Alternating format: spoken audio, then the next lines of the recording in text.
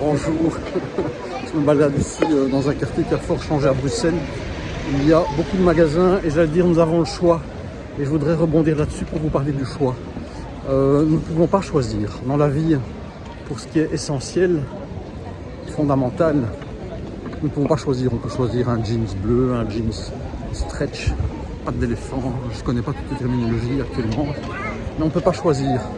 C'est vrai, le choix, c'est artificiel, c'est aléatoire, c'est culturel, c'est moral, je pourrais dire. Le choix est relatif. Est-ce que je vais choisir ce chemin-ci, ce chemin-là? Je ne peux pas choisir, mais je peux décider. Je peux prendre une décision, m'y tenir ou pas m'y tenir. Le mieux, c'est de s'y tenir. Moi, je dis toujours qu'il faut prendre la plus petite décision possible que nous pouvons honorer, c'est-à-dire accomplir. Parce qu'alors, ça me donne de la force intérieurement. Si on prend une décision pour quelque chose qui est improbable, qu'on n'arrive pas à accomplir, alors ça nous prend de la force. On perd confiance. Et un petit pas qu'on accomplit, qu'on décide d'accomplir et qu'on a la capacité d'accomplir, ça nous donne une force pour en faire un deuxième, peut-être un autre, à gauche, à droite, au milieu, en arrière, en haut, en bas. Peu importe, prendre une autre direction. Et le choix n'a pas d'importance, c'est aléatoire. De toute façon, on est, on vit et on meurt. Au final, ça ne change rien. Qu'on est un peu plus beau, un peu moins beau, un peu plus riche, un peu moins riche. Hein, avec une voiture verte, une voiture décapotable, un peu plus connue, un peu moins connue, un peu plus centrée sur soi, un peu moins centrée sur soi. Avec un sentiment de s'être réalisé ou pas, ça ne change rien. Donc choisir n'est pas si important. Quand je demandais un avis à mon père, contrairement à ma mère, il me donnait un coup de pied au derrière, au sens propre et figuré.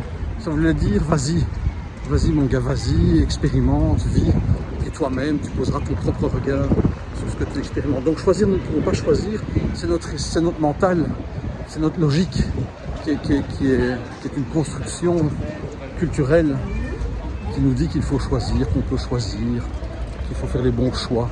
Et tout ça, c'est bidon, il n'y a rien à choisir. Ce qui est important, c'est d'être à sa place, c'est-à-dire vraiment être en accord avec nos pensées, avec nos émotions, avec nos actes, avec nos paroles, avec qui on est. Et qui on est, c'est cet être qui a été façonné aussi par nos parents, nos cultures, notre savoir, nos événements, enfin, tout ce qui a fait qu'on est qui on est aujourd'hui, même si ce n'est pas vraiment totalement qui nous sommes.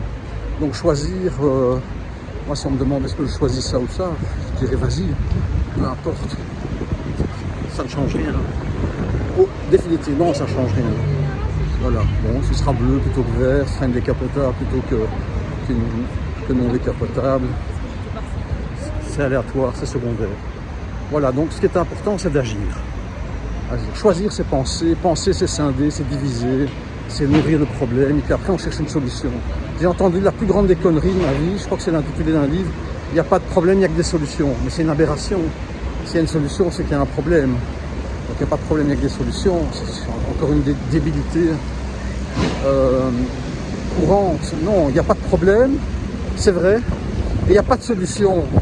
Il y a des faits. Il y a des faits. Il y a ce qui est. Le reste sont des interprétations. On met des couleurs. Là où c'est pas nécessaire d'en mettre, vivre suffit. Je vous souhaite le meilleur. Et le meilleur, il est là en chaque instant, comme il est, tel qu'il est. Et rien à faire de particulier si ce n'est de le prendre. Je vous remercie, à bientôt peut-être.